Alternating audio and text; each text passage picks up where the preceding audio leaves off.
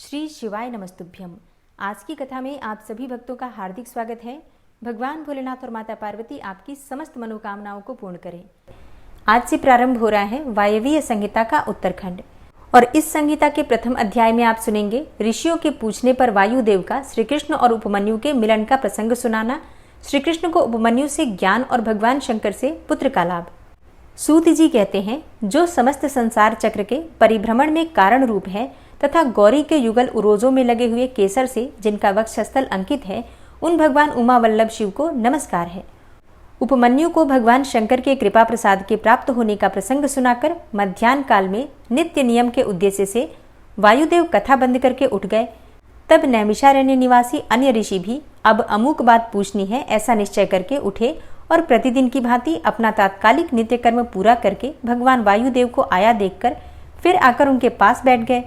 नियम समाप्त होने पर जब आकाश जन्मा वायुदेव मुनियों की सभा में अपने लिए निश्चित उत्तम आसन पर विराजमान हो गए, सुखपूर्वक बैठ गए, तब वे लोक वंदित पवन देव परमेश्वर की श्री संपन्न विभूति का मन ही मन चिंतन करके इस प्रकार बोले, मैं उन सर्वज्ञ और अपराजित महान देव भगवान शंकर की शरण लेता हूँ, जिनकी विभूति इस समस्त चराचर जगत के रूप में फैली हुई है। उनकी शुभ वाणी को सुनकर वे निष्पाप ऋषि भगवान की विभूति का विस्तार पूर्वक वर्णन सुनने के लिए यह उत्तम वचन बोले। ऋषियों ने कहा, भगवान, आपने महात्मा उपमन्यु का चरित्र सुनाया, जिससे यह ज्ञात हुआ कि उन्होंने केवल दूध के लिए तपस्या करके भी परमेश्वर शिव से सब कुछ पा लिया। हमने पहले से ही सुन रखा है कि अनायास ही महान कर्म करने वाले वसुदेव नंदन भगवान श्री कृष्ण किसी समय धौम्य के बड़े भाई उपमन्यु से मिले थे और उनकी प्रेरणा से पाशुपत व्रत का अनुष्ठान करके उन्होंने परम ज्ञान प्राप्त कर लिया था। अतः आप ये बताएं कि भगवान श्री कृष्ण ने परम उत्तम पाशुपत ज्ञान किस प्रकार प्राप्त किया। वायुदेव बोले, अपनी इच्छा से अवतीर्ण होने पर भी सनातन वासुदेव ने मानव शरीर की निंदा सी करते हुए लोक संग्रह के लिए शरीर की शुद्धि की थी। वे पुत्र प्राप्ति के निमित्त तप करने के लिए उन महामुनि के आश्रम पर गए थे, जहाँ बहुत से मुनि उपमन्यु जी का दर्शन कर रहे थे। भगवान श्री कृष्ण ने भी वहां जाकर उनका दर्शन किया। उनके सारे अंग भस्म से उज्जवल दिखाई देते थे। मस्तक त्रिपुंड से अंकित था। रुद्राक्ष की माला ही उनका आभूषण थी। वे जटा मंडल से मंडित थे। शास्त्रों से वेद की भांति वे अपने शिष्यभूत महर्षियों से घिरे हुए थे और शिवजी के ध्यान में तत्पर होकर शांत भाव से बैठे थे।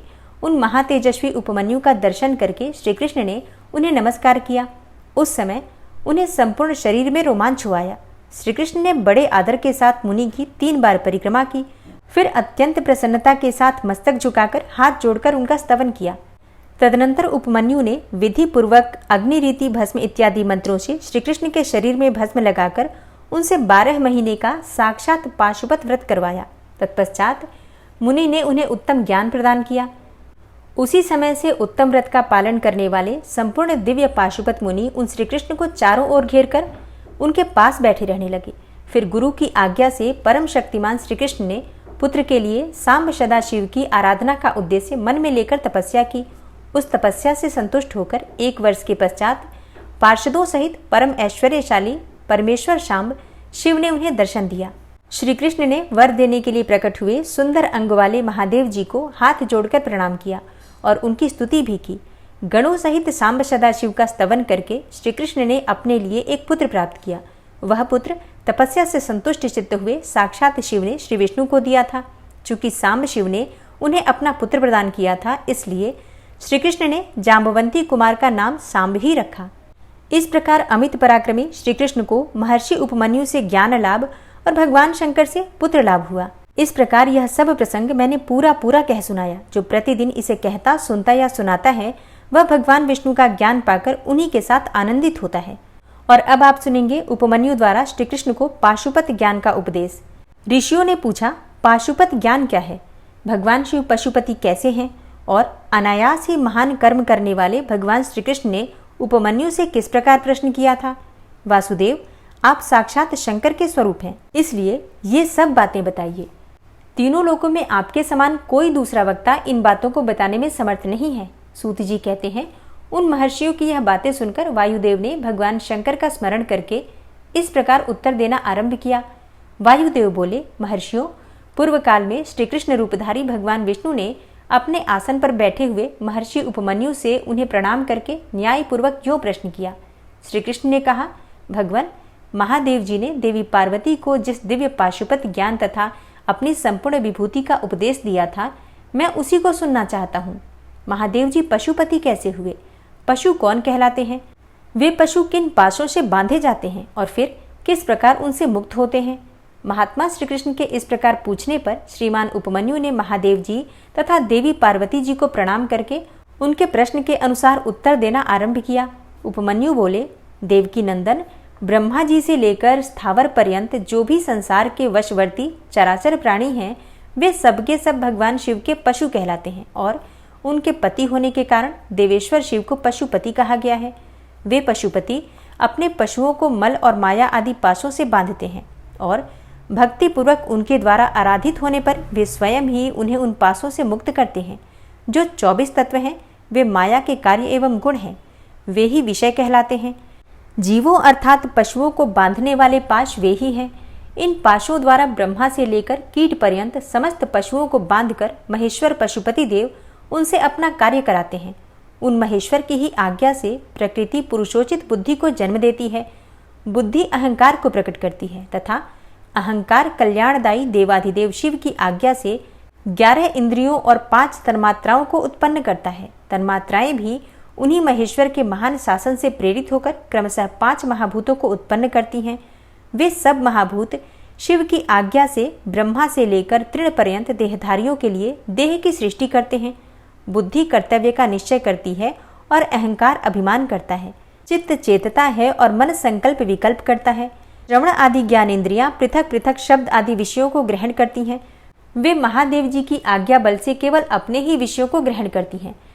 वाक आदि कर्मेंद्रियां कहलाती हैं और शिव की इच्छा से अपने लिए नियत कर्म ही करती हैं, दूसरा कुछ नहीं।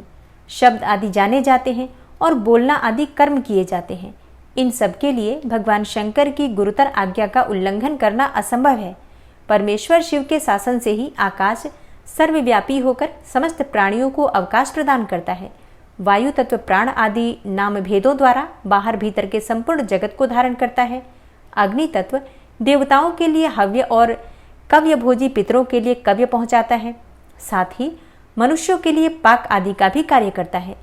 जल सबको जीवन देता है और पृथ्वी संपूर्ण जगत को सदा धारण किए रहती है। शिव की आज्ञा संपूर्ण देवताओं के लिए अल्लंघनीय है। उसी से प्रेरित होकर देवराज इंद्र देवताओं का पालन, दैत्यों का दमन और तीनों लोकों का संरक्षण करते हैं। वरुण देव सदा जल तत्व के पालन और संरक्षण का कार्य संभालते हैं। साथ ही दंडनीय प्राणियों को अपने पाशों द्वारा बांध लेते हैं। धन के स्वामी यक्षराज कुबेर प्राणियों को उनके पुण्य के अनुरूप सदा धन देते हैं और उत्तम बुद्धि वाले पुरुषों को संपत्ति के साथ ज्ञान भी प्रदान करते हैं। ईश्वर असाधु पुरुषों का निग्रह करते हैं तथा शेष शिव की ही आज्ञा से अपने मस्तक पर पृथ्वी को धारण करते हैं। उन शेष को श्रीहरि की तामसी रौद्र मूर्ति कहा गया है, जो जगत का प्रलय करने वाली है।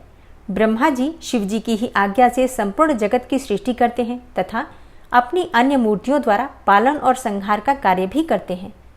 भगवान विष्णु अपनी त्रिविध मूर्तियों द्वारा विश्व का पालन, सर्जन और संहार भी करते हैं। विश्वात्मा भगवान हर भी 3 रूपों में विभक्त होकर संपूर्ण जगत का संहार, सृष्टि और रक्षा करते हैं। काल सबको उत्पन्न करता है, वही प्रजा की सृष्टि करता है तथा वही विश्व का पालन भी करता है। यह सब वह महाकाल की आज्ञा से प्रेरित होकर ही करता है। भगवान सूर्य उन्हीं की आज्ञा से अपने 3 अंशों द्वारा जगत का पालन करते, अपनी किरणों द्वारा वृष्टि के लिए आदेश देते और स्वयं ही आकाश में मेघ बनकर बरसते हैं। चंद्रभूषण शिव का शासन मानकर ही चंद्रमा औषधियों का पोषण और प्राणियों को आह्लादित करते हैं। साथ ही देवताओं को अपनी अमृतमयी कलाओं का पान करने देते हैं।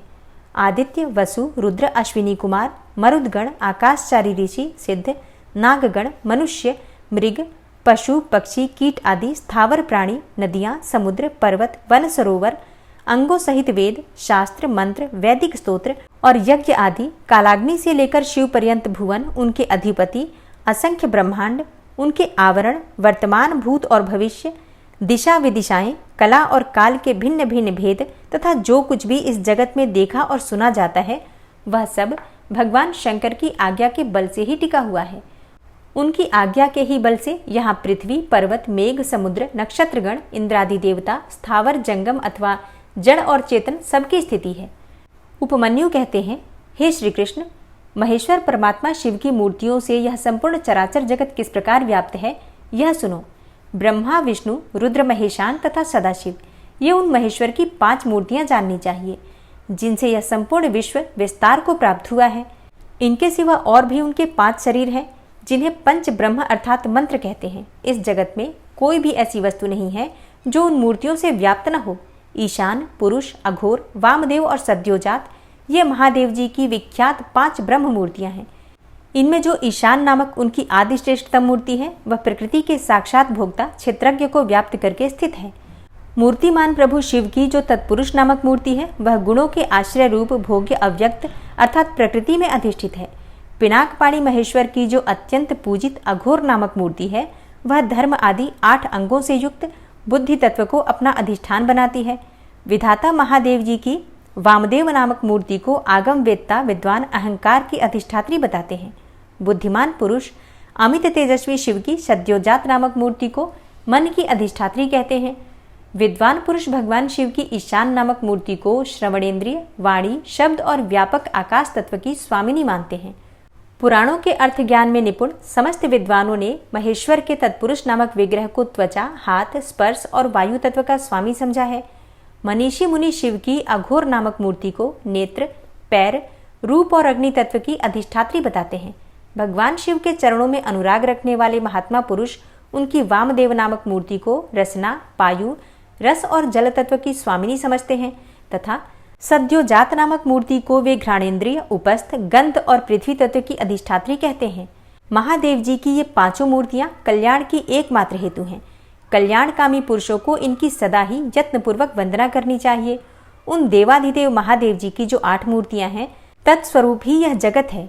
उन 8 मूर्तियों में यह विश्व उसी प्रकार ओतप्रोत भाव से स्थित है जैसे सूत में मनके पिरोए जाते हैं। शर्व, भव, रुद्र, उग्र, भीम, पशुपति, ईशान तथा महादेव ये शिव की विख्यात 8 मूर्तियां हैं। महेश्वर को इन सर्व आदि 8 मूर्तियों से क्रमशः भूमि, जल, अग्नि, वायु, क्षेत्रज्ञ, सूर्य और चंद्रमा अधिष्ठित होते हैं।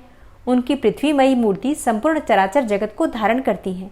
उसके अधिष्ठाता का नाम शर्व है, इसलिए वह शिव की शार्वी मूर्ति कहलाती है। यही शास्त्र का निर्णय है। उनकी जलमयी मूर्ति समस्त जगत के लिए जीवनदायिनी है। जल परमात्मा भव की मूर्ति है, इसलिए उसे भावी कहते हैं। शिव की तेजोमयी शुभ मूर्ति विश्व के बाहर भीतर व्याप्त होकर स्थित है। उस घोर रूपिणी मूर्ति का नाम रुद्र है, इसलिए वह रौद्री कहलाती है। भगवान शिव वायु रूप से स्वयं गतिशील होते और इस जगत को गतिशील बनाते हैं, साथ ही वे इसका भरण पोषण भी करते हैं। वायु भगवान उग्र की मूर्ति है, इसलिए साधु पुरुष इसे औगरी कहते हैं। भगवान भीम की आकाश रूपिणी मूर्ति सबको अवकाश देने वाली सर्वव्यापिनी तथा भूत समुदाय की भेदिका है। वह भीम नाम से प्रसिद्ध है, अतः इसे भैमी मूर्ति भी कहते हैं।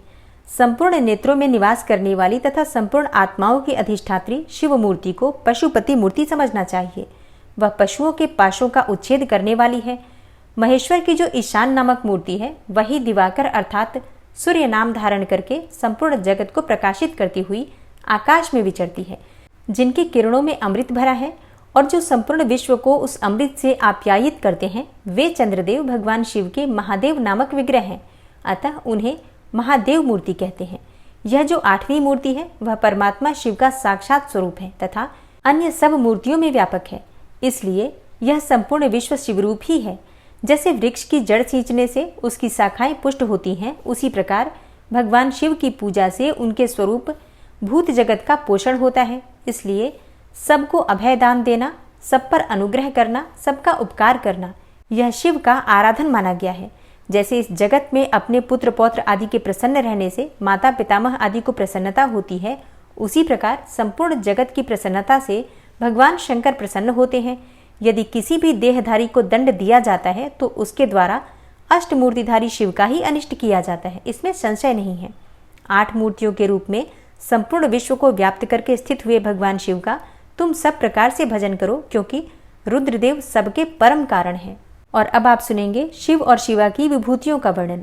श्री कृष्ण ने पूछा, भगवान अमित तेजस्वी भगवान शिव की मूर्तियों ने इस संपूर्ण जगत को जिस प्रकार व्याप्त कर रखा है वह सब मैंने सुना। अब मुझे यह जानने की इच्छा है कि परमेश्वरी शिवा और परमेश्वर शिव का यथार्थ स्वरूप क्या है। उन दोनों ने स्त्री और पुरुष रूप इस जगत को किस प्रकार व्याप्त कर रखा है। उपमन्यु बोले, देवकी नंदन, मैं शिवा और शिव के श्री संपन्न ऐश्वर्य का और उन दोनों के यथार्थ स्वरूप का संक्षेप से वर्णन करूंगा। विस्तार पूर्वक इस विषय का वर्णन तो भगवान शिव भी नहीं कर सकते। साक्षात महादेवी पार्वती शक्ति हैं और महादेव जी शक्तिमान। उन दोनों की विभूति का लेश मात्र ही इस संपूर्ण चराचर जगत के रूप में स्थित है।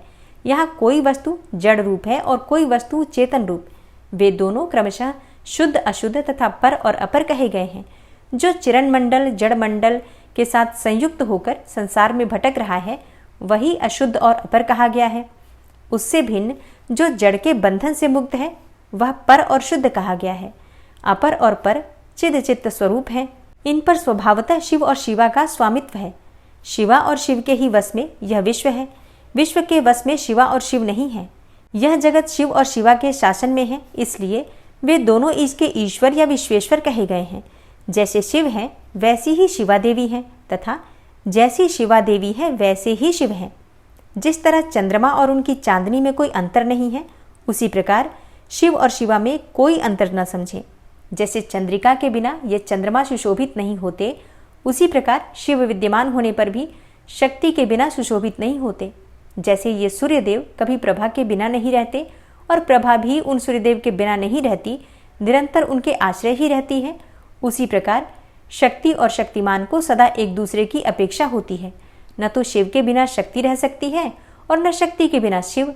जिसके द्वारा शिव सदा देहधारियों को भोग और मोक्ष देने में समर्थ होते हैं वह आदि अद्वितीय चिन्मयी पराशक्ति शिव के ही आश्रित है। ज्ञानी पुरुष उसी शक्ति को सर्वेश्वर परमात्मा शिव के अनुरूप उन अलौकिक गुणों के कारण उनकी समधर्मिणी कहते हैं। वह एकमात्र चिन्मयी पराशक्ति सृष्टि धर्मिणी है। वही शिव की इच्छा से विभाग पूर्वक नाना प्रकार के विश्व की रचना करती हैं। वह शक्ति मूल प्रकृति माया और त्रिगुणा 3 प्रकार की बताई जाती हैं। उस शक्ति रूपिणी शिवा ने ही इस जगत का विस्तार किया है।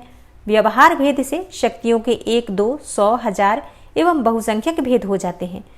शिव की इच्छा से पराशक्ति शिव तत्व के साथ एकता को प्राप्त होती है। तब से कल्प के आदि में उसी प्रकार सृष्टि का प्रादुर्भाव होता है जैसे तिल से तेल का। तदनंतर शक्तिमान से शक्ति में क्रियामयी शक्ति प्रकट होती है। उसके विक्षुब्ध होने पर आदिकाल में पहले नाद की उत्पत्ति हुई, फिर नाद से बिंदु का प्राकट्य हुआ और बिंदु से सदाशिव देव का। उन सदाशिव से महेश्वर प्रकट हुए और महेश्वर से शुद्ध विद्या। वह वाणी की ईश्वरी है। इस प्रकार त्रिशूलधारी महेश्वर से वागीश्वरी नामक शक्ति का प्रादुर्भाव हुआ, जो वर्णों अर्थात अक्षरों के रूप में विस्तार को प्राप्त होती हैं और मातृका कहलाती हैं। तदनंतर अनंत के समावेश से माया ने काल, नियति, कला और विद्या की सृष्टि की। कला से राहु तथा पुरुष हुए। फिर माया से ही त्रिगुणात्मिका अव्यक्त प्रकृति हुई। उस त्रिगुणात्मक अव्यक्त से तीनों गुण पृथक पृथक प्रकट हुए। उनके नाम हैं सत्व, रज और तम। इनसे वह संपूर्ण जगत व्याप्त है। गुणों में क्षोभ होने पर उनसे गुणेश नामक 3 मूर्तियां प्रकट हुई। साथ ही महत आदि तत्वों का क्रमशः प्रादुर्भाव हुआ। उन्हीं से शिव की आज्ञा के अनुसार असंख्य अंडपिंड प्रकट होते हैं, जो अनंत आदि विद्वेश्वर चक्रवर्तियों से अधिष्ठित हैं। शरीर अंतर के भेद से शक्ति के बहुत से भेद कहे गए हैं। स्थूल और सूक्ष्म के भेद से उनके अनेकों रूप जानने चाहिए। रुद्र की शक्ति रौद्री, विष्णु की वैष्णवी, ब्रह्मा की ब्रह्माणी और इंद्र की इंद्राणी कहलाती हैं। यहाँ बहुत कहने से क्या लाभ। जिसे विश्व कहा गया है वह उसी प्रकार शक्त्यात्मा से व्याप्त है जैसे कि शरीर अंतरात्मा से। अतः संपूर्ण स्थावर जंगम रूप जगत शक्तिमय है। यह पराशक्ति परमात्मा शिव की कला कही गई है। इस तरह यह पराशक्ति ईश्वर की इच्छा के अनुसार चलकर चराचर जगत की सृष्टि करती हैं। ऐसा विज्ञ पुरुषों का निश्चय है। ज्ञान, क्रिया और इच्छा अपनी इन तीनों शक्तियों द्वारा शक्तिमान ईश्वर सदा संपूर्ण विश्व को व्याप्त करके स्थित होते हैं। यह इस प्रकार हो और वह इस प्रकार न हो, इस तरह कार्यों का नियमन करने वाली महेश्वर की इच्छा शक्ति नित्य है। उनकी जो ज्ञान शक्ति है वह बुद्धि रूप होकर कार्य, कारण और प्रयोजन का ठीक ठीक निश्चय करती है तथा शिव की जो क्रिया शक्ति है वह संकल्प रूपिणी होकर उनकी इच्छा और निश्चय के अनुसार कार्य रूप संपूर्ण जगत की क्षण भर में कल्पना कर देती है।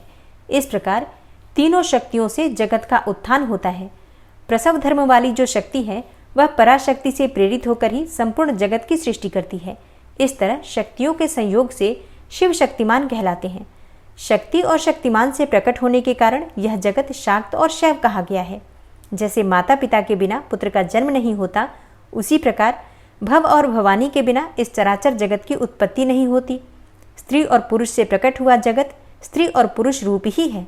यह स्त्री और पुरुष की विभूति है, अतः स्त्री और पुरुष से अधिष्ठित है। इनमें शक्तिमान पुरुष रूप शिव तो परमात्मा कहे गए हैं, पर स्त्री रूपिणी शिवा उनकी पराशक्ति।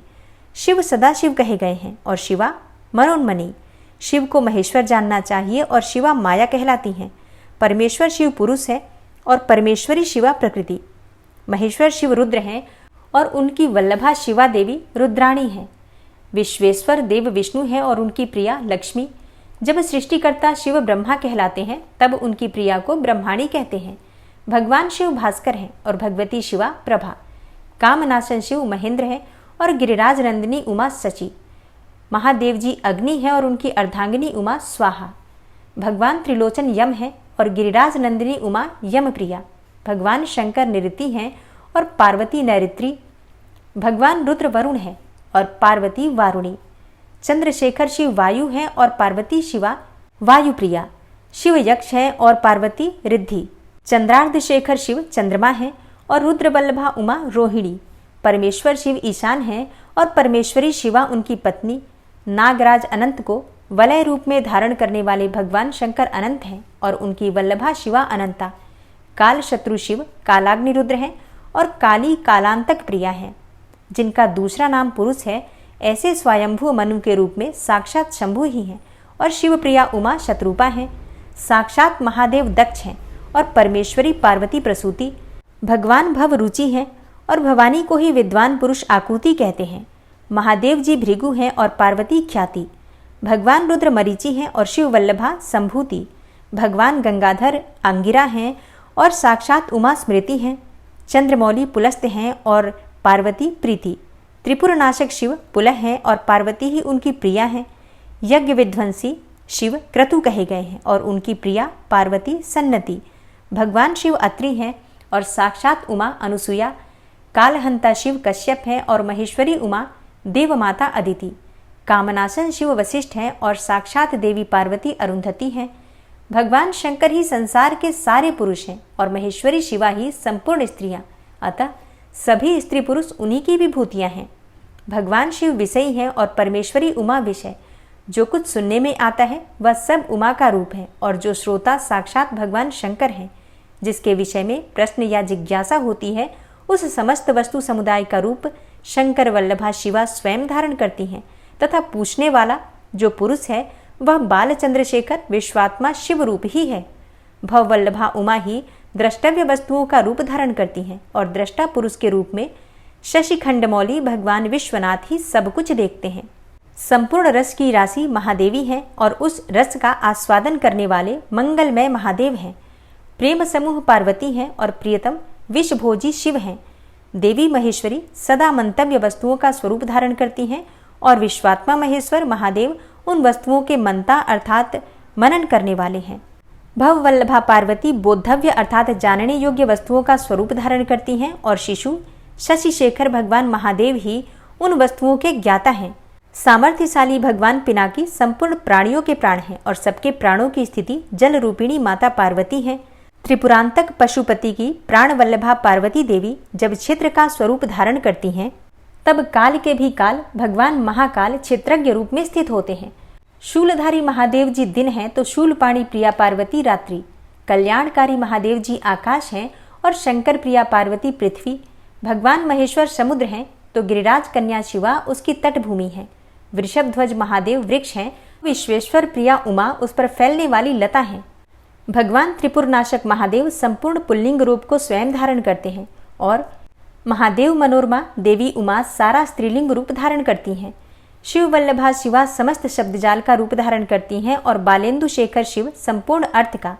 जिस जिस पदार्थ को जो जो शक्ति कही गई है वह शक्ति तो विद्वेश्वरी देवी शिवा है और वह सारा पदार्थ साक्षात परमेश्वर है।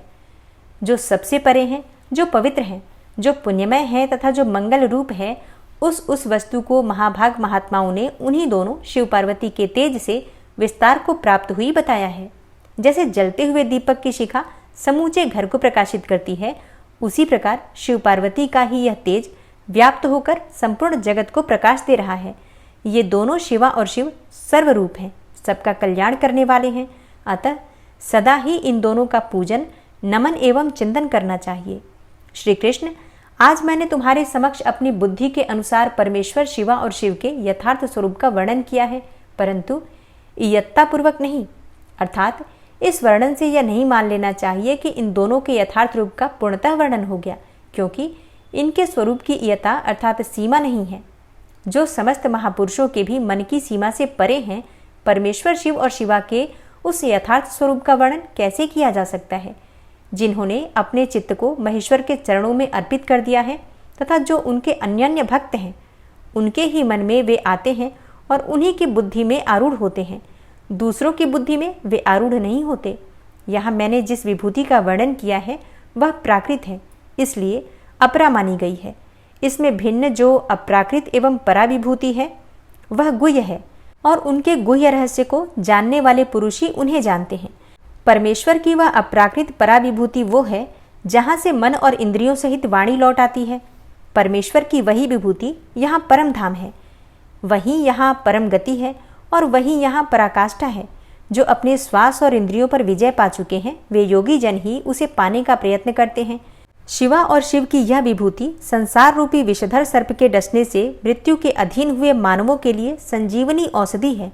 इसे जानने वाला पुरुष किसी से भी भयभीत नहीं होता। जो इस परा और अपरा विभूति को ठीक ठीक जान लेता है, वह अपरा विभूति को लांघकर परा विभूति का अनुभव करने लगता है।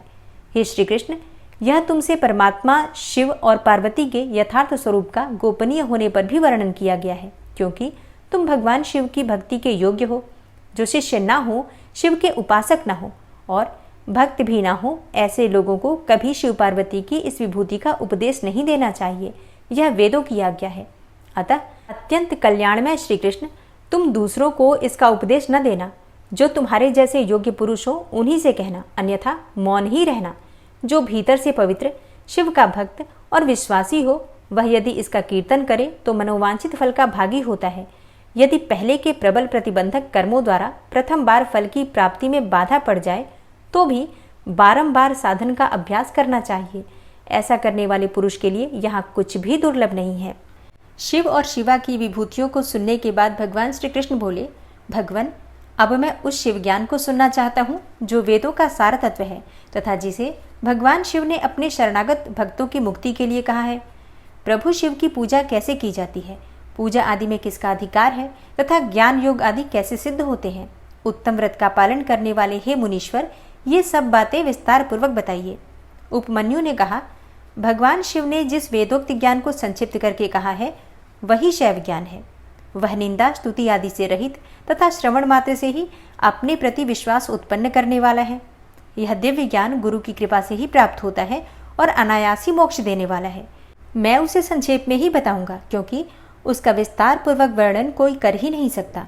पूर्व काल में महेश्वर शिव सृष्टि की इच्छा करके सत्कार्य कारणों से नियुक्त होकर स्वयं ही अव्यक्त से व्यक्त रूप में प्रकट हुए।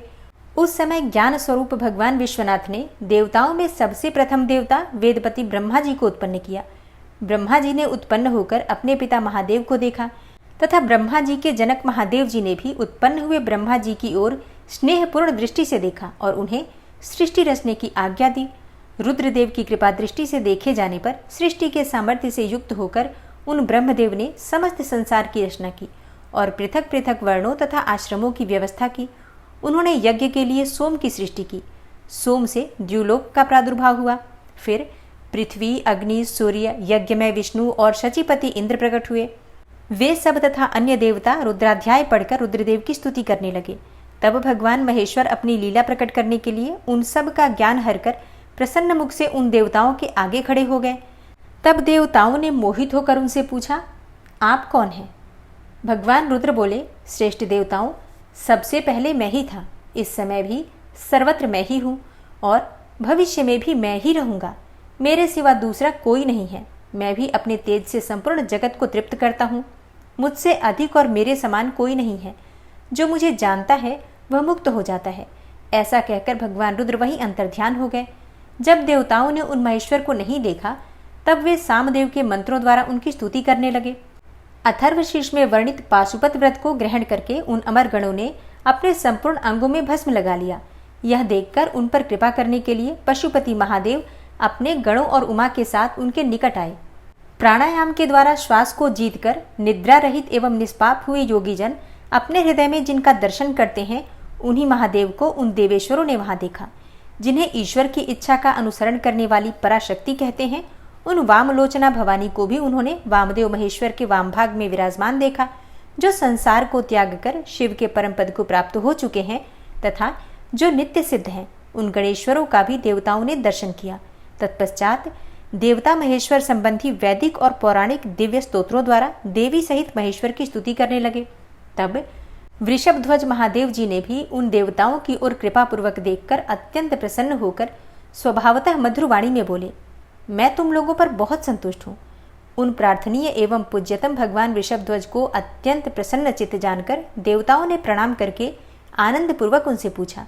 देवता बोले, भगवान, इस भूतल पर किस मार्ग से आपकी पूजा होनी चाहिए और उस पूजा में किसका अधिकार है, यह ठीक ठीक बताने की कृपा करें। तब देवेश्वर शिव ने देवी की ओर मुस्कुराते हुए देखा और अपने परम और सूर्यमय स्वरूप को दिखाया।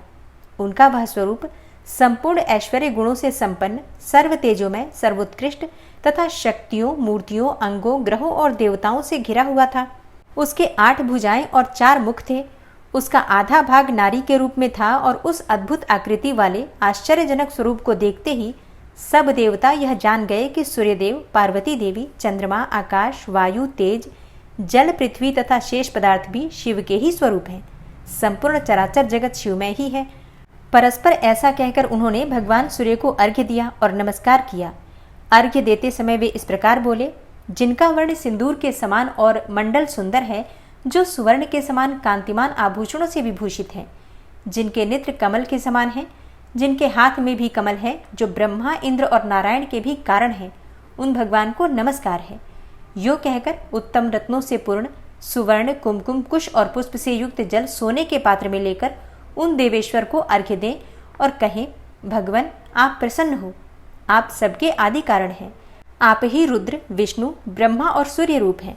गणों सहित आप शांत शिव को नमस्कार है, जो एकाग्र चित्त होकर सूर्य मंडल में शिव का पूजन करके प्रातः काल, मध्याह्न काल और संध्या काल में उनके लिए उत्तम अर्घ्य देता है, प्रणाम करता है और इन श्रवण सुखद श्लोकों को पढ़ता है, उसके लिए कुछ भी दुर्लभ नहीं है। यदि वह भक्त है तो अवश्य ही मुक्त हो जाता है। इसलिए प्रतिदिन शिवरूपी सूर्य का पूजन करना चाहिए। अर्थ, धर्म, काम और मोक्ष के लिए मन, वाणी तथा क्रिया द्वारा उनकी आराधना करनी चाहिए। तत्पश्चात मंडल में विराजमान महेश्वर देवताओं की ओर देखकर और उन्हें संपूर्ण शास्त्रों में श्रेष्ठ शिव शास्त्र देकर वहीं अंतर्ध्यान हो गए। उस शास्त्र में शिव पूजा का अधिकार ब्राह्मण, क्षत्रिय और वैश्यों को दिया गया। यह जानकर देवेश्वर शिव को प्रणाम करके देवता जैसे आए थे वैसे ही चले गए। तदनंतर दीर्घ काल के पश्चात जब वह शास्त्र लुप्त हो गया, तब भगवान शंकर के अंक में बैठी हुई महेश्वरी शिवा ने पतिदेव से उसके विषय में पूछा। तब देवी से प्रेरित होकर चंद्रभूषण महादेव ने वेदों का सार निकालकर संपूर्ण आगमों में श्रेष्ठ शास्त्र का उपदेश दिया। फिर उन परमेश्वर की आज्ञा से मैंने, गुरुदेव अगस्त्य ने और महर्षि दधीची ने भी इस लोक में उस शास्त्र का प्रचार किया। शूलपाणी महादेव स्वयं भी युग युग में भूतल पर अवतार लेकर अपने आश्रित जनों की मुक्ति के लिए ज्ञान का प्रसार करते हैं। तदनंतर श्री कृष्ण के पूछने पर उपमन्यु मंदराचल पर घटित हुए शिव पार्वती संवाद को प्रस्तुत करते हुए बोले, श्री कृष्ण, एक समय देवी पार्वती ने भगवान शिव से पूछा, महादेव, जो आत्मतत्व आदि के साधन में नहीं लगे हैं तथा जिनका अंतःकरण पवित्र एवं वशीभूत नहीं है, ऐसे मंदमती मर्त्य लोक स्वामी जीवात्माओं के वश में आप किस उपाय से हो सकते हैं? महादेव जी बोले, देवी, यदि साधक के मन में श्रद्धा भक्ति न हो तो पूजन, कर्म, तपस्या, जप, आसन आदि ज्ञान तथा अन्य साधन से भी मैं उसके वशीभूत नहीं होता हूँ। यदि मनुष्यों की मुझ में श्रद्धा हो तो जिस किसी भी हेतु से मैं उसके वश में हो जाता हूँ। फिर तो वो मेरा दर्शन, स्पर्श, पूजन एवं मेरे साथ संभाषण भी कर सकता है। अतः जो मुझे वश में करना चाहे उसे पहले मेरे प्रति श्रद्धा करनी चाहिए। श्रद्धा ही स्वधर्म का हेतु है और वही इस लोक में वर्णाश्रमी पुरुषों की रक्षा करने वाली है। जो मानव अपने वर्णाश्रम धर्म के पालन में लगा रहता है उसी की मुझ में श्रद्धा होती है, दूसरे की नहीं। वर्णाश्रमी पुरुषों के संपूर्ण धर्म वेदों से सिद्ध हैं।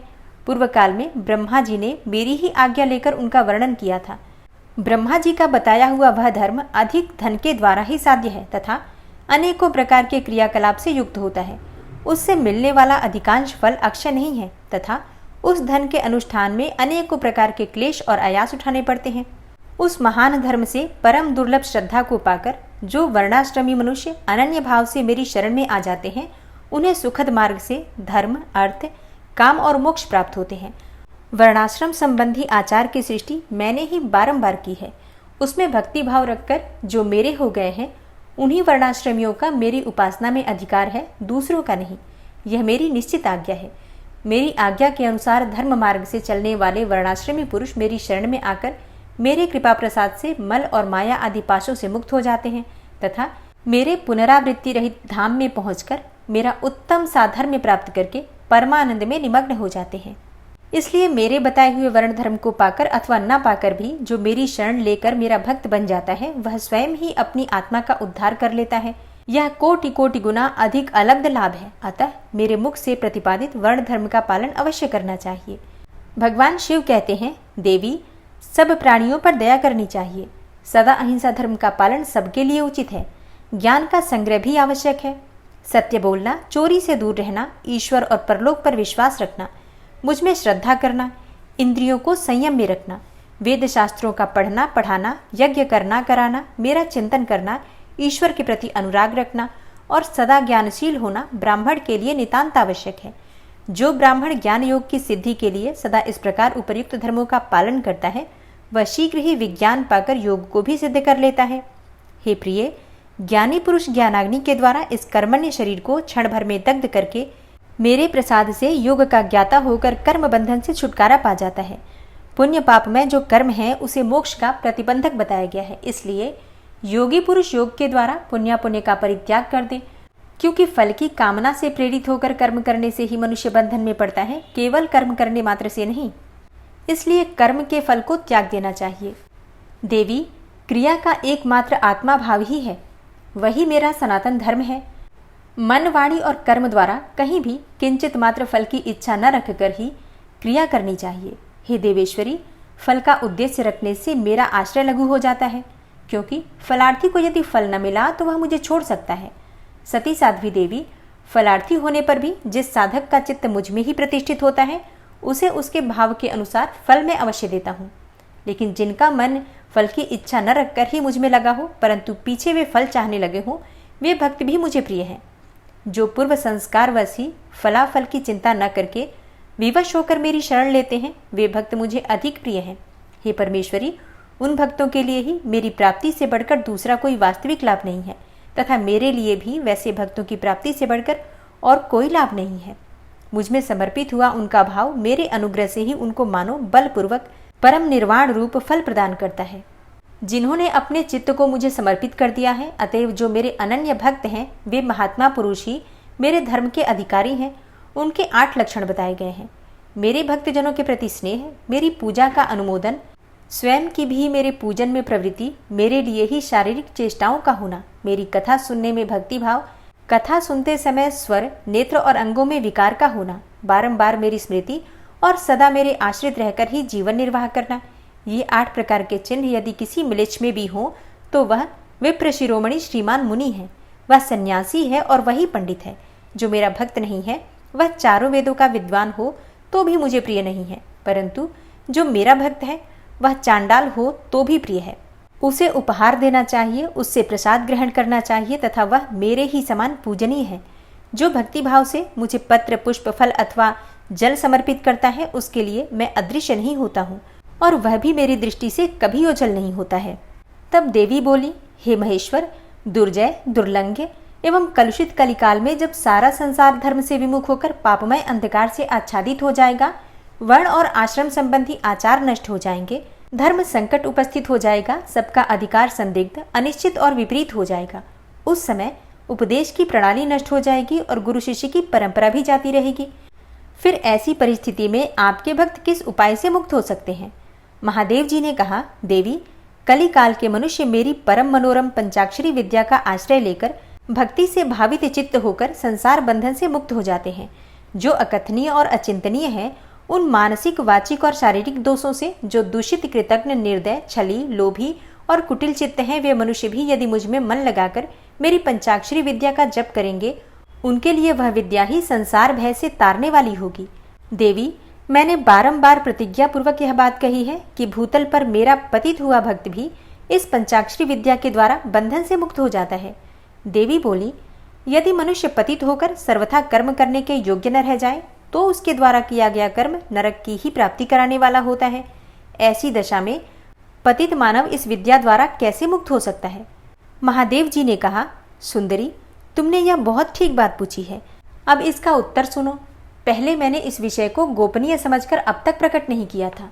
यदि पतित मनुष्य मोहवश अर्थात अन्य मंत्रों के उच्चारण पूर्वक मेरा पूजन करे तो वह निस्संदेह नरकगामी हो सकता है, किंतु पंचाक्षर मंत्र के लिए ऐसा प्रतिबंध नहीं है।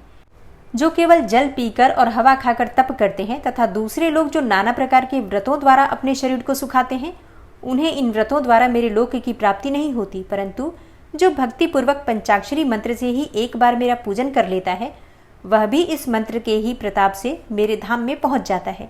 इसलिए तप, यज्ञ, व्रत और नियम पंचाक्षर मंत्र द्वारा मेरे पूजन की करोड़वीं कला के समान भी नहीं है। कोई बद्ध हो या मुक्त, जो पंचाक्षर मंत्र के द्वारा मेरा पूजन करता है, वह अवश्य ही संसार पास से छुटकारा पा जाता है।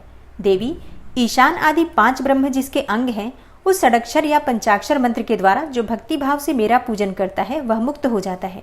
कोई पतित हो या अपतित, वह इस पंचाक्षर मंत्र के द्वारा मेरा पूजन करे। मेरा भक्त पंचाक्षर मंत्र का उपदेश गुरु से ले चुका हो या नहीं, वह क्रोध को जीतकर इस मंत्र के द्वारा मेरी पूजा किया करे। जिसने मंत्र की दीक्षा नहीं ली है, उसकी अपेक्षा दीक्षा लेने वाला पुरुष कोटि कोटि गुणा अधिक माना गया है। अतः देवी, दीक्षा लेकर ही इस मंत्र से मेरा पूजन करना चाहिए। जो इस मंत्र की दीक्षा लेकर मैत्री, मुदिता अर्थात करुणा और उपेक्षा आदि गुणों से युक्त तथा ब्रह्मचर्य पारायण होकर भक्ति भाव से मेरा पूजन करता है, वह मेरी समता प्राप्त कर लेता है। इस विषय में अधिक कहने से क्या लाभ? मेरे पंचाक्षर मंत्र में सभी भक्तों का अधिकार है, इसलिए यह श्रेष्ठतर मंत्र है। पंचाक्षर के प्रभाव से ही लोक, वेद, महर्षि, सनातन धर्म, देवता तथा वह संपूर्ण जगत टिके हुए हैं। देवी, प्रलय काल आने पर जब चराचर जगत नष्ट हो जाता है और सारा प्रपंच प्रकृति में मिलकर वहीं लीन हो जाता है, तब मैं अकेला ही स्थित रहता हूँ, दूसरा कोई कहीं नहीं रहता। उस समय समस्त देवता और शास्त्र पंचाक्षर मंत्र में स्थित होते हैं, अतः मेरी शक्ति से पालित होने के कारण वे नष्ट नहीं होते हैं। तदनंतर मुझसे प्रकृति और पुरुष के भेद से युक्त सृष्टि होती है। तत्पश्चात त्रिगुणात्मक मूर्तियों का संहार करने वाला अवान्तर प्रलय होता है। उस प्रलय काल में भगवान नारायण देव मायामय शरीर का आश्रय लेकर जल के भीतर शेष शैया पर शयन करते हैं। उनके नाभि कमल से पंचमुख ब्रह्मा जी का जन्म होता है। ब्रह्मा जी तीनों लोगों की सृष्टि करना चाहते थे, किंतु कोई सहायक न होने से उसे कर नहीं पाते थे। तब उन्होंने पहले अमित तेजस्वी 10 महर्षियों की सृष्टि की, जो उनके मानस पुत्र कहे जाते हैं। उन पुत्रों की सिद्धि बढ़ाने के लिए पितामह ब्रह्मा ने मुझसे कहा, हे महादेव, हे महेश्वर, मेरे पुत्रों को शक्ति प्रदान कीजिए। उनके इस प्रकार प्रार्थना करने पर 5 मुख धारण करने वाले मैंने ब्रह्मा जी के प्रति प्रत्येक मुख से एक एक अक्षर के क्रम से 5 अक्षरों का उपदेश दिया, और लोक पितामह ब्रह्मा जी ने भी अपने 5 मुखों द्वारा क्रमशः उन 5 अक्षरों को ग्रहण किया और वाच्यवाचक भाव से मुझ महेश्वर को जाना। मंत्र के प्रयोग को जानकर प्रजापति ने विधिवत उसे सिद्ध किया। तत्पश्चात उन्होंने अपने पुत्रों को यथावत रूप से उस मंत्र को और उसके अर्थ का भी उपदेश दिया। साक्षात लोक पितामह ब्रह्मा से उस मंत्र रत्न को पाकर मेरी आराधना की इच्छा रखने वाले उन मुनियों ने उनकी बताई हुई पद्धति से उस मंत्र का जप करते हुए मेरू के रमणीय शिखर पर मुंजवान पर्वत के निकट 1 सहस्त्र दिव्य वर्षों तक तीव्र तपस्या की। वे लोक सृष्टि के लिए अत्यंत उत्सुक थे, इसलिए वायु पीकर कठोर तपस्या में लग गए। जहां उनकी तपस्या चल रही थी, वह श्रीमान मुंजवान पर्वत सदा ही मुझे प्रिय है और मेरे भक्तों ने निरंतर उसकी रक्षा भी की है। उन ऋषियों की भक्ति देखकर मैंने तत्काल उन्हें प्रत्यक्ष दर्शन दिया और उन आर्य ऋषियों को पंचाक्षर मंत्र के ऋषि, छंद, देवता, बीज, शक्ति, कीलक, षडंगन्यास, दिग्बंध और विनियोग इन सब बातों का पूर्ण रूप से ज्ञान कराया। संसार की सृष्टि बढ़े इसके लिए मैंने उन्हें मंत्र की सारी विधियां बताई। तब वे उस मंत्र के महात्म्य से तपस्या में बहुत आगे बढ़ गए और देवताओं, असुरों तथा मनुष्यों की सृष्टि का भली भांति विस्तार करने लगे। हे वरानने, अब मैं तुम्हें पंचाक्षरी मंत्र के जप की विधि बताता हूँ। मानस जप उत्तम है, उपांशु जप मध्यम है तथा वाचिक जप उससे निम्न कोटि का माना गया है। ऐसा आगमार्थ विशारद विद्वानों का कथन है। जो ऊंचे नीचे स्वर से युक्त तथा स्पष्ट और अस्पष्ट पदों एवं अक्षरों के साथ मंत्र का वाणी द्वारा उच्चारण करता है, उसका यह जप वाचिक कहलाता है।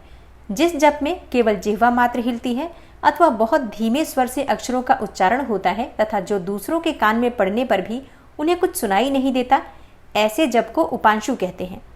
जिस जप में अक्षर पंक्ति का एक वर्ण से दूसरे वर्ण का, एक पद से दूसरे पद का तथा शब्द और अर्थ का मन के द्वारा बारंबार चिंतन होता है, वह मानस जप कहलाता है। वाचिक जप 1 गुना ही फल देता है। उपांशु जप 100 गुना फल देने वाला बताया जाता है। मानस जप का फल सहस्त्र गुना कहा गया है तथा सगर्भ जप उससे भी 100 गुना अधिक फल देने वाला है। प्राणायाम पूर्वक जो जप होता है उसे सगर्भ जप कहते हैं। अगर्भ जप में भी आदि और अंत में प्राणायाम कर लेना श्रेष्ठ बताया जाता है। मंत्रार्थवेत्ता बुद्धिमान साधक प्राणायाम करते समय 40 बार मंत्र का स्मरण कर ले। जो ऐसा करने में असमर्थ हो वह अपनी शक्ति के अनुसार जितना हो सके उतने ही मंत्रों का मानसिक जप कर ले। 5, 3 अथवा 1 बार अगर्भ या फिर सगर्भ प्राणायाम करे। इन दोनों में सगर्भ प्राणायाम श्रेष्ठ माना गया है। सगर्भ की अपेक्षा भी ध्यान सहित जप सहस्त्र गुना फल देने वाला कहा जाता है। इन 5 प्रकार के जपों में से कोई एक जप अपनी शक्ति के अनुसार करना चाहिए। अंगुली से जप की गणना करना 1 गुना बताया जाता है। रेखा से गणना करना 8 गुना उत्तम समझना चाहिए। पुत्र जीव अर्थात जिया पोता के बीजों की माला से गणना करने पर जप का 10 गुना फल अधिक होता है। शंख के मनकों से 100 गुना, मूंगों से 1000 गुना, स्फटिक मणि की माला से 10,000 गुना, मोतियों की माला से लाख गुना, पद्माक्ष से 10 लाख गुना और सुवर्ण के बने हुए मनकों से गणना करने पर कोटि गुना अधिक फल बताया जाता है। कुश की गांठ से तथा रुद्राक्ष से गणना करने पर अनंत गुने फल की प्राप्ति होती है। 30 रुद्राक्ष के दानों से बनाई गई माला जप कर्म में धन देने वाली होती है। 27 दानों की माला पुष्टदायिनी और 25 दानों की माला मुक्तिदायिनी होती है। 15 रुद्राक्षों की बनी हुई माला अभिचार कर्म में फलदायक होती है। जप कर्म में अंगूठे को मोक्षदायक समझना चाहिए और तर्जनी को शत्रुनाशक। मध्यमा धन देती है और अनामिका शांति प्रदान करती है। 108 दानों की माला उत्तमोत्तम मानी गई है। 100 दानों की माला उत्तम और 50 दानों की माला मध्यम होती है। 54 दानों की माला मनोहारिणी एवं श्रेष्ठ कही गई है। इस तरह की माला से जप करें, वह जप किसी को दिखाए नहीं। कनिष्ठिका अंगुली अक्षरणी अर्थात जप के फल की छरित नष्ट न करने वाली मानी गई है, इसलिए जप कर्म में शुभ है। दूसरी अंगुलियों के साथ अंगुष्ठ द्वारा जप करना चाहिए, क्योंकि अंगुष्ठ के बिना किया हुआ जप निष्फल होता है। अब स्थान विशेष के आधार पर आप जानेंगे कि किस स्थान पर जप करने से कितना फल प्राप्त होता है। घर में किए हुए जप को समान या फिर 1 गुना समझना चाहिए। गौशाला में उसका फल 100 गुना हो जाता है। पवित्र वन या फिर उद्यान में किए हुए जप का फल सहस्त्र गुना बताया जाता है और पवित्र पर्वत पर 10,000 गुना, नदी के तट पर लाख गुना, देवालय में कोटि गुना और मेरे निकट किए हुए जप को अनंत गुना कहा गया है। सूर्य, अग्नि, गुरु, चंद्रमा, दीपक, जल, ब्राह्मण और गौओं के समीप किया हुआ जप श्रेष्ठ होता है। पूर्वाभिमुख अर्थात पूर्व दिशा की तरफ मुख किया हुआ जप वशीकरण में और दक्षिणाभिमुख जप अभिचार कर्म में सफलता प्रदान करने वाला है। पश्चिमाभिमुख जप को धनदायक जानना चाहिए और उत्तराभिमुख जप शांतिदायक होता है। सूर्य, अग्नि, ब्राह्मण, देवता तथा अन्य श्रेष्ठ पुरुषों के समीप उनकी ओर पीठ करके जप नहीं करना चाहिए। सिर पर पगड़ी रखकर, कुर्ता पहनकर, नंगा होकर, बाल खोलकर, गले में कपड़ा लपेटकर, अशुद्ध हाथ लेकर, संपूर्ण शरीर से अशुद्ध रहकर तथा विलाप पूर्वक कभी जप नहीं करना चाहिए। जप करते समय क्रोध, मद, छींकना, थूकना, जम्हाई लेना तथा कुत्तों और नीच पुरुषों की ओर देखना वर्जित है। और यदि कभी वैसा संभव हो जाए तो आचमन करें अथवा तुम्हारे साथ मेरा अर्थात पार्वती सहित भगवान शिव का स्मरण करें या ग्रह नक्षत्रों का दर्शन करें अथवा प्राणायाम कर लें। बिना आसन के बैठकर, सोकर, चलते फिरते अथवा खड़े होकर जप न करें। गली में या सड़क पर, अपवित्र स्थान में तथा अंधेरे में भी जप न करें। दोनों पांव फैलाकर, कुक्कुट आसन में बैठकर, सवारी या खाट पर चढ़कर अथवा चिंता से व्याकुल होकर भी जप न करें। यदि शक्ति हो तो इन सब नियमों का पालन करते हुए जप करें और अशक्त पुरुष यथाशक्ति जप करें। इस विषय में बहुत कहने से क्या लाभ है, संक्षेप में मेरी ये बात सुनो। सदाचारी मनुष्य शुद्ध भाव से जप और ध्यान करके कल्याण का भागी होता है। आचार परम धर्म है, आचार उत्तम धन है, आचार श्रेष्ठ विद्या है और आचार ही परम गति है। आचारहीन पुरुष संसार में निंदित होता है और परलोक में भी सुख नहीं पाता। इसलिए सबको आचारवान होना चाहिए। वेदज्ञ विद्वानों ने वेद शास्त्र के कथनानुसार जिस वर्ण के लिए जो कर्म विहित बनाया है, उस वर्ण के पुरुष को उसी कर्म का सम्यक आचरण करना चाहिए। वही उसका सदाचार है, दूसरा नहीं। सत्पुरुषों ने उसका आचरण किया है, इसलिए वह सदाचार कहलाता है। उस सदाचार का भी मूल कारण आस्तिकता है। यदि मनुष्य आस्तिक हो तो प्रमाद आदि के कारण सदाचार से कभी भ्रष्ट हो जाने पर भी दूषित नहीं होता। अतः सदा आस्तिकता का आश्रय लेना चाहिए। जैसे इहलोक में सत्कर्म करने से सुख और दुष्कर्म करने से दुख होता है, उसी तरह परलोक में भी होता है। इस विश्वास को आस्तिकता कहते हैं। सदाचार से हीन पतित और अंत्यज का उद्धार करने के लिए कलयुग में पंचाक्षर मंत्र से बढ़कर दूसरा कोई उपाय नहीं है। चलते फिरते, खड़े होते अथवा स्वेच्छानुसार कर्म करते हुए अपवित्र या पवित्र पुरुष के जप करने पर भी यह मंत्र निष्फल नहीं होता। अंत्यज, मूर्ख, मूढ़, पतित, मर्यादा रहित और नीच के लिए भी यह मंत्र निष्फल नहीं होता। और यहाँ तक कि किसी भी अवस्था में पड़ा हुआ मनुष्य भी यदि मुझ में उत्तम भक्तिभाव रखता है तो उसके लिए यह मंत्र निस्संदेह सिद्ध होगा ही, किंतु दूसरे किसी के लिए यह सिद्ध नहीं हो सकता। प्रिय, इस मंत्र के लिए लग्न, तिथि, नक्षत्र, वार और योग आदि का अधिक विचार अपेक्षित नहीं है। यह मंत्र कभी सुप्त नहीं होता, सदा जागृत ही रहता है। यह महामंत्र कभी किसी का शत्रु नहीं होता। यह सदा सुसिद्ध, सिद्ध अथवा साध्य ही रहे। सिद्ध गुरु के उपदेश से प्राप्त हुआ मंत्र सुसिद्ध कहलाता है। असिद्ध गुरु का भी दिया हुआ मंत्र सिद्ध कहा गया है। जो केवल परंपरा से प्राप्त हुआ है, किसी गुरु के उपदेश से नहीं मिला है, वह मंत्र साध्य होता है। जो मुझ में, मंत्र में और गुरु में अतिशय श्रद्धा रखने वाला है, उसको मिला हुआ यह मंत्र किसी गुरु के द्वारा साधित हो या असाधित हो, सिद्ध होकर ही रहता है, इसमें संशय नहीं है। इसलिए अधिकार की दृष्टि से विघ्न युक्त होने वाले दूसरे मंत्रों को त्याग कर विद्वान पुरुष साक्षात परम विद्या पंचाक्षरी का आश्रय ले। दूसरे मंत्रों के सिद्ध हो जाने से ही यह मंत्र सिद्ध नहीं होता, परंतु इस मंत्र के सिद्ध होने पर वे दूसरे मंत्र अवश्य सिद्ध हो जाते हैं। महेश्वरी, जैसे अन्य देवताओं के प्राप्त होने पर भी मैं नहीं प्राप्त होता, परंतु मेरे प्राप्त होने पर वे सब देवता प्राप्त हो जाते हैं, यही न्याय इन सब मंत्रों के लिए भी है। सब मंत्रों के जो दोष हैं वे इस मंत्र में संभव नहीं है, क्योंकि यह मंत्र जाति आदि की अपेक्षा न रखकर प्रवृत्त होता है। तथापि छोटे छोटे तुच्छ फलों के लिए सहसा इस मंत्र का विनियोग नहीं करना चाहिए, क्योंकि यह मंत्र महान फल देने वाला है।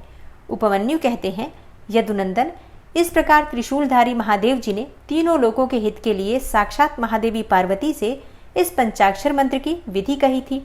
जो एकाग्र चित्त होकर भक्ति भाव से इस प्रसंग को सुनता या फिर सुनाता है, वह सब पापों से मुक्त होकर परम गति को प्राप्त हो जाता है। ओम नमः शिवाय। श्री शिवाय नमस्तुभ्यम। आज की कथा का यहीं पर समापन करती हूँ और कल शिव पुराण का अंतिम अध्याय है। जिस प्रकार से आपने अब तक ये कथा सुनी, उसी प्रकार से अंतिम दिन की कथा भी अवश्य सुनिएगा। कल हम कथा भी करेंगे और कथा के अंत में भगवान शिव और माता पार्वती की आरती भी होगी, क्योंकि शिव पुराण के समापन का दिन है। इसलिए कल अवश्य उपस्थित रहिएगा। उम्मीद करती हूँ शिव पुराण का संपूर्ण पाठ सुनने के बाद आपको अवश्य आनंद की प्राप्ति हुई होगी।